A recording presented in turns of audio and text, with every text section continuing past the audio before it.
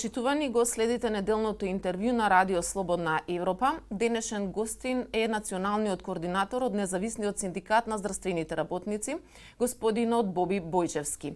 Господин Бојчевски, актуелен е скандалот со клиниката за онкологија и кој што го објавија медиумите, а вие во исто време излегувате со повеќе барања за здравствените работници и решавање на нивниот статус. Каква поддршка очекувате од јавноста?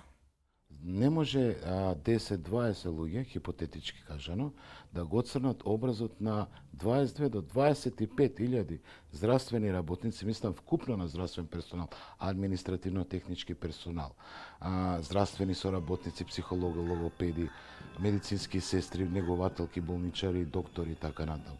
Значи, молиме во најбрз рок органите на прогона да се ја завршат работата, бидејќи не може да се фрлат црни.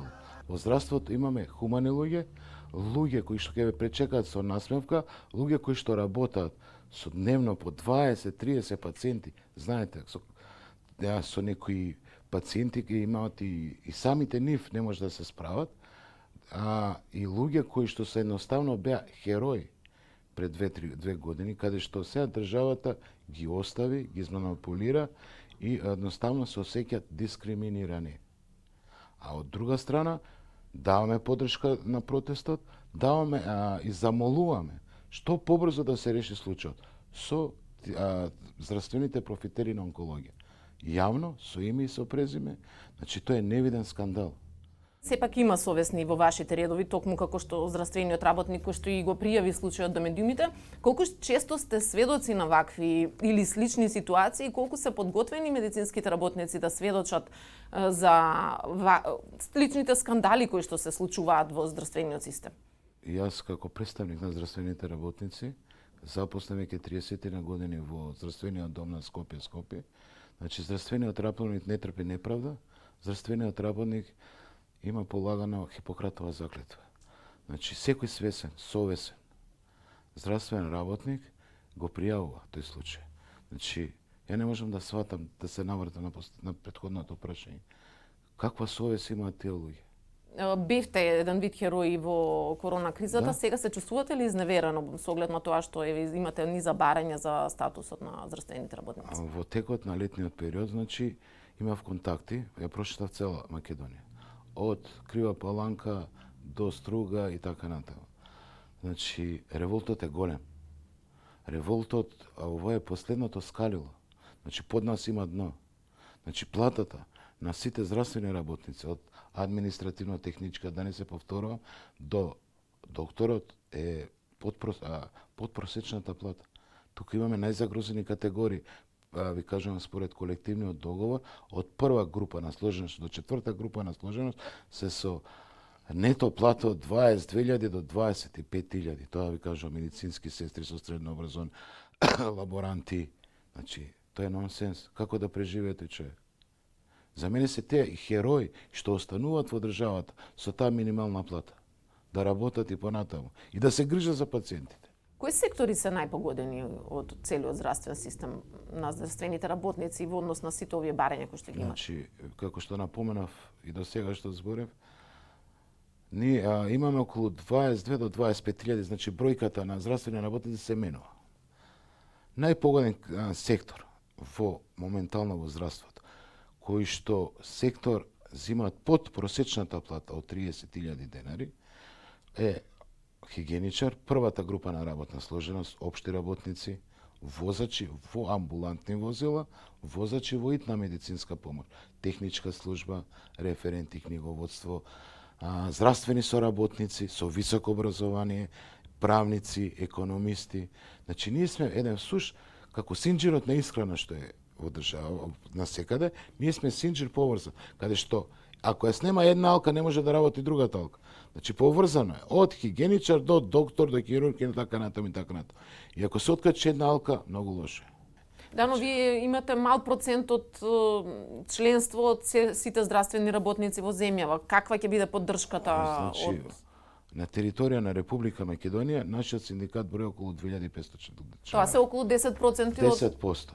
Но има синдикати што имаат помал број од нас. Значи, вкупно во здравството има околу 3 до 4 независни синдикати синдикатот на Македонија што е. Ние секојдневно, значи искрено ви кажувам, секојдневно имаме јавување, телефонски јавување за пристапување на нови луѓе. Сакате да речете имате моги за да Да. промените нешто во целиот систем? Значи, ние ќе се обидеме, значи моментално се работи за нас. Не може некој друг да дојде да ни го реши проблемот. И затоа апелирам до сите здравствени, за цел здравствен сектор. Може ли да се протолкува ова ваше барање и најава за протест како политички мотивиран процес, бидејќи сепак вашето име не може да избегнеме дека се поврзува со ВМРО ДПМН, вие бевте кандидат за пратеник, Значи, пред повеќе години значи, бевте председател на совет. Председател на општински комитет, Да. значи тоа е моје минато.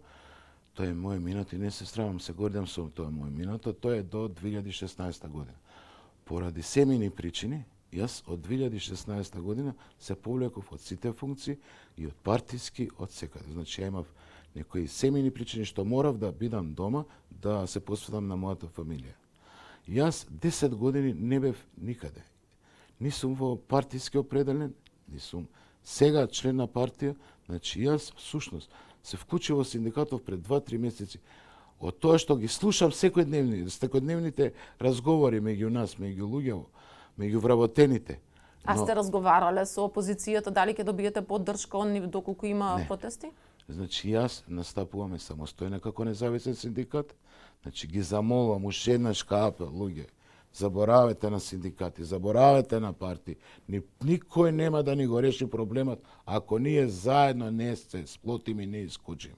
Да, но знаете како, власта која и да е на власт, најчесто се пазари со синдикати кои што е синдикат кој што е незин близок, односно ја има поддршката. Така било до сега и сега за сега. Ние имаме рок до 20 септември. Значи сега да напоменам. До 20 септември е рокот да видиме дали ќе не повикаат од... Значи ние пуштивме допис до премиерот, до председателот на влада и до министерот. Чекаме да не викнат. Оставивме наши телефонски број.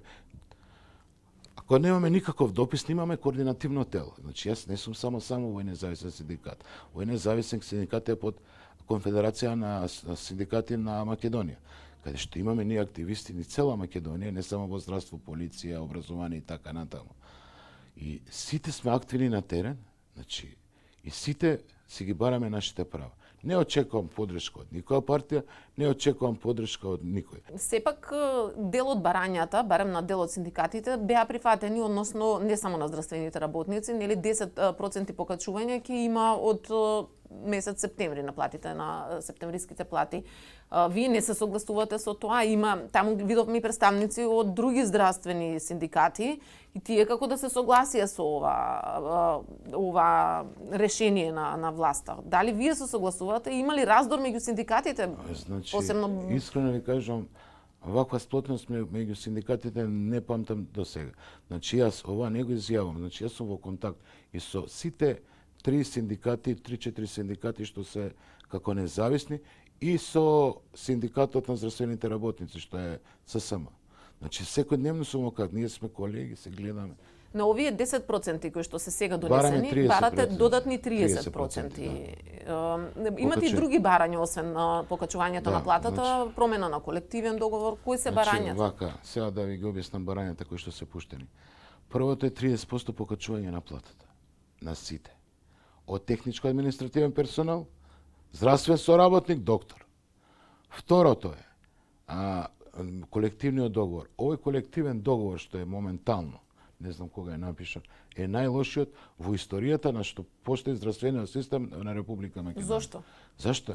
Значи таму во тој колективен договор, луѓето што беа со прва група на работна сложеност, минималната плата им почиња од 20.070 денари. Колку е минималната плата? А имаат пример коефициент на работна сложеност 1,20 1,30. Доаѓаат првата група на сложеност со дежурства, со неделни дежурства вонредни, со околу 24-25.000 плата. Додека на другите групи што се втора, трета, четврта, медицинските сестри, здравствени, сите други луѓето со високо образование, коефициентот им е со 14.190 денари. И гледате каде е разликата. Значи, доаѓа да всушност првата група на работна сложеност со неделни дежурства зима плата колку еден возач во итна медицинска помош. Иако има он коефициент 2, ама на него му се множи по 14.190 денари. Тука е разлика. Што треба некој да ја реши, луѓе. Третото барање е бенефициран стаж за луѓето кои што работат на рентген институт, итна медицинска помош, психијатриски болници. Четвртото барање да се зголеми коефициентот од 1 до 4 и петото барање е за голем број. Значи јас секојдневно се сретнувам со млади луѓе кои што работат под некаков си договор, договор на дело го викат сега, договор на дело каде што имаат лаборант, младо дете, искусно дете кој 8 часовно работно време професионално се извршува работата. Зима 20.000 денари. И не е пријавен ни пензиски, ни здравство, нема ништо, а во текот на годината има само 7 дневен работен одмор. Се бониме, греоте тие млади луѓе. До каде може да одат отстапки од овие барања? Очекувате сите да бидат префатени или може и од нешто да отстапите од ова што го барате? Значи, тие се 5 барања што некој ако сака да ги решува преку ноќ. И со платите, со бенефициран работен стаж, не се некои големи барања. Поголеми барања беше платата 78% за буџетот на Република Македонија, за терет на буџетот на Република, него нашата плата од 30%.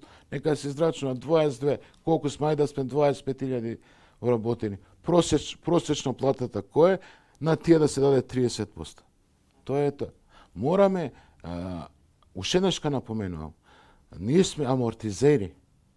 Не дај Боже, ви кажувам, ние да излеземе на улица. Затоа апелирам до власта, до министерството, да ги решиме овие проблеми што се наталожени со време, не се сега.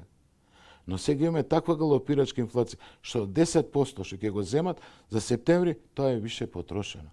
Искрено ви кажам. Рокот го дадовте до 20 септември, во каков облик би биле протестите? Имате ли идеја? Значи, рокот е до 20 септември, ние имаме координација денове, секојдневна координација меѓу нашиот синдикат. Значи, во нашиот синдикат има гранкови образование, како што напоменав, полиција, независна полиција.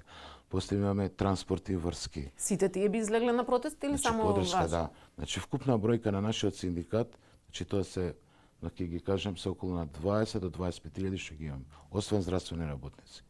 Значи, сите заедно. Ние сега излегуваме, значи ние бараме помош од сите професии, од сите гранки.